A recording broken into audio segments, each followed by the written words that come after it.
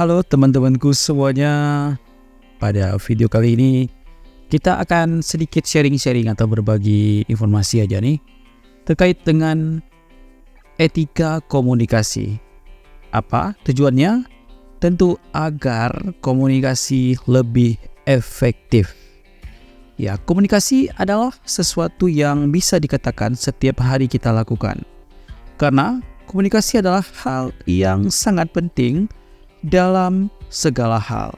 Segala hal pasti kita awali dengan komunikasi, di mana sebagai makhluk sosial kita perlu senantiasa berkomunikasi dengan orang lain, dan komunikasi menjadi poin penting di dalam segala bentuk hubungan, baik dengan keluarga, teman, dalam pekerjaan, ataupun dalam hal alat komunikasi atau media sosial. Itu merupakan salah satu media komunikasi. Ya, komunikasi adalah bagian dari kehidupan kita sehari-hari, dan untuk itu kita harus memikirkan etika saat berkomunikasi dengan lawan bicara kita agar terhindar dari perilaku buruk yang tidak diterima di lingkungan, baik di lingkungan masyarakat atau di lingkungan pekerjaan atau di lingkungan sekitar kita, sehingga tidak akan dikenal sebagai orang yang tidak sopan, atau tentu kita dikenal dengan orang yang beradab, serta tentu dengan tujuannya itu disenangi oleh banyak orang.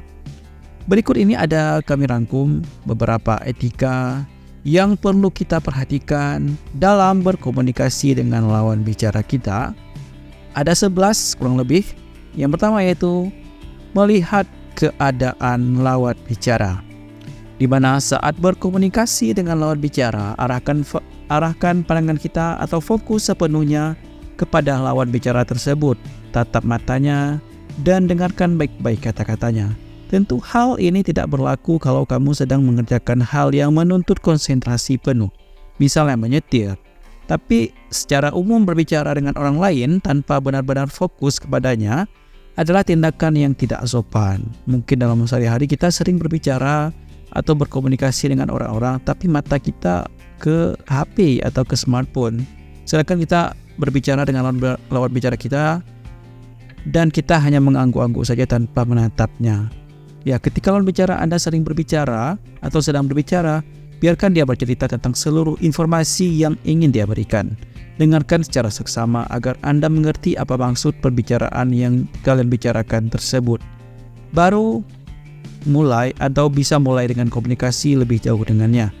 Ya, bagaimana jika saat berbicara dengan lawan bicara, misalnya tiba-tiba HP-mu berbunyi atau WhatsApp berbunyi atau ada chat atau telepon masuk, bisa jadi isi chat atau telepon itu penting. Jadi sebaiknya memang kamu memeriksanya. Tapi jangan lupa meminta maaf lebih dahulu kepada orang tersebut sebelum mengecek smartphone kamu. Dan jika ternyata tidak penting, simpan aja dulu HP-nya dan fokus kembali berbicara dengan teman bicaranya. Yang kedua yaitu jaga sikap tubuh agar tetap sopan. Ya, saat berbicara dengan seseorang, kamu perlu memperhatikan sikap tubuh lawan bicara. Sikap tubuh itu bisa menunjukkan pemikiran dan perasaan dari lawan bicara. Jika terdapat sikap yang kurang nyaman, lebih baik kamu skip atau abaikan tentang hal-hal yang sedang dibahas.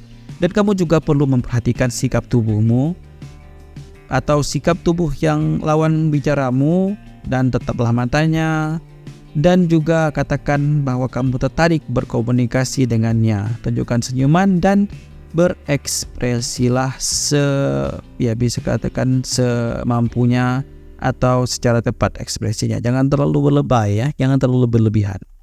Yang ketiga itu usahakan tidak mendominasi dalam hal pembicaraan atau dalam hal percakapan. Ya, dalam berkomunikasi tentunya mencakup dua hal, yaitu berbicara dan mendengarkan. Ya, kita harus menyeimbangkan dan tidak terlalu banyak berbicara ataupun mengajukan pertanyaan kepada lawan bicara secara berlebihan atau lebih mendominasi. Hal itu tidak akan memberikan kesempatan kepada lawan bicara untuk berbicara lebih panjang atau tentang maksud dan tujuan dalam pembicaraan kalian. Yang keempat yaitu gunakan kata-kata yang mudah dimengerti lawan bicara dan sesuaikan dengan konteks pembicaraan. Ya, tujuan utama dari berbicara atau komunikasi adalah untuk membuat lawan bicara mengerti apa yang sedang kita bicarakan.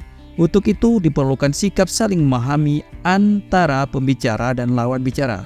Dan berbicaralah untuk hal-hal yang penting dan sekiranya mengenai hal yang benar-benar keduanya memahami atau saling memahami satu dengan lainnya, sehingga arah pembicaraan menjadi terarah. Ya, kita harus pandai menyesuaikan diri dengan kondisi dan latar belakang lawan bicara kita, dan jangan terjebak oleh keinginan untuk menjaga image atau gengsi sehingga mengorbankan lawan bicara kita. Pakailah bahasa yang sederhana dan mudah, tentunya mudah dimengerti, dan yang penting adalah lawan bicara mengerti tahapan atau terhadap apa yang sedang kita bicarakan. Berikutnya yang kelima, yaitu kontak mata dengan lawan bicara. Ya, berbicara mengenai komunikasi, kontak mata adalah salah satu komponen penting. Pandangan mata saat berbicara dan mendengarkan orang lain merupakan unsur penting dalam sebuah komunikasi. Hal ini karena mata akan menjelaskan berbagai hal tanpa harus ada pembicaraan. Melalui kontak mata, seseorang juga dapat memeriksa apakah lawan bicara kita memperhatikan kita dan apakah lawan bicara kita setuju dengan pembicaraan kita. Mata juga mencerminkan ketulusan, integritas, dan kenyamanan saat berkomunikasi dengan orang lain. Arah pandangan mata seseorang dapat menunjukkan kemana perhatiannya menuju. Itu sebabnya kontak mata pada saat berbicara merupakan sesuatu yang sangatlah penting. Yang keenam yaitu berbicaralah dengan baik dan jujur. Ya, supaya informasi bisa tersampaikan dengan baik, kita harus bisa berbicara dengan baik. Secara teori, cara berbicara yang baik cukup sederhana. Kamu hanya perlu melafalkan kata-kata dengan jelas, berbicara tidak terlalu cepat dan lambat, dan intonasi yang lebih dinamis, memilih kata-kata yang sesuai. Ya, namun pada prakteknya hal tersebut tidaklah sederhana, butuh pengalaman dan pembelajaran yang mendalam supaya bisa menerapkan teknik komunikasi efektif secara optimal. Berikutnya yang ketujuh, yaitu menunjukkan sikap antusias dalam berbicara. Ya, menunjukkan sikap antusias itu perlu untuk dilakukan sebagai bentuk menghargai apa yang mereka bicarakan. Walaupun mungkin aja yang mereka bicarakan sudah pernah kita dengar sebelumnya, di mana komunikasi dua arah yang terjadi membutuhkan perhatian dari lawan bicara. Perlihatkan keseriusan dan antusias ketika berbicara atau ketika lawan bicara memberikan respon pembicaraan dengan pendapat, saran, atau kritik mereka. Hal itu akan membuat lawan bicara merasa dihargai dan bisa fokus sepenuhnya pada pembicaraan. Selanjutnya yang kedelapan, yaitu tidak memotong pembicaraan orang lain. Ya, saat mendengarkan, kamu sedang mencerna informasi yang disampaikan oleh lawan bicara. Ya, tanggapan yang kamu keluarkan nantinya sangat dipengaruhi oleh seberapa efektif kamu saat mendengarkan. Ya, kurangi kebiasaan memotong pembicaraan. Selain karena tidak sopan dan egois, hal tersebut juga bisa mengurangi dan menghambat dalam mencerna informasi secara utuh sehingga tidak bisa menanggapi dengan semestinya. Maka dari itu, kamu harus membiasakan diri untuk menyimak dengan baik saat seseorang sedang berbicara. Dengarkan dengan seksama hingga tuntas supaya kamu bisa mengerti apa yang dimaksud. Next, yang kesembilan, yaitu berusaha dalam menghindari perdebatan. Ya, berdebat itu tidak baik. Dan dalam berbicara seringkali terjadi perdebatan itu, yang kadang bisa memicu timbulnya rasa sakit hati dengan orang lain. Dan untuk itu hindari perdebatan untuk menciptakan perdamaian antar sesama manusia.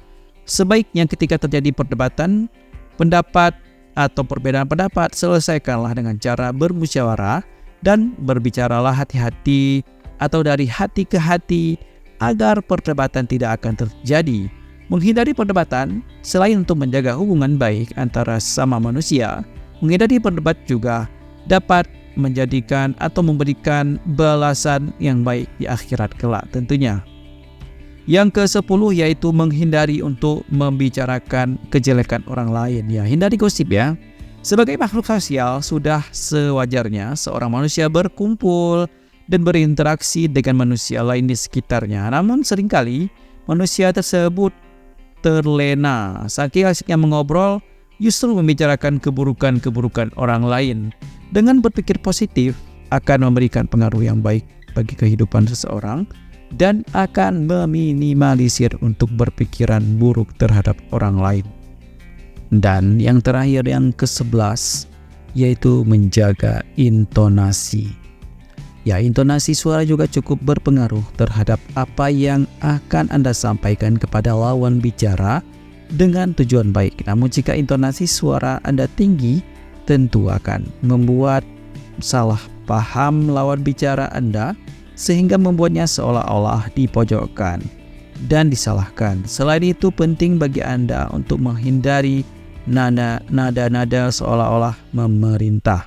Ya, pakailah nada suara yang datar-datar aja sehingga setiap orang dapat mendengarnya dengan baik. Dan kalaupun terlalu tinggi, dikhawatirkan tidak semua pendengar dapat mendengar dengan baik, apalagi jika kita ditunjuk sebagai pembicara.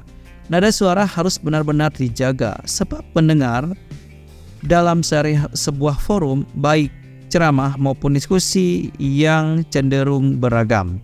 Jika nada suara terlalu tinggi, kita akan cepat letih.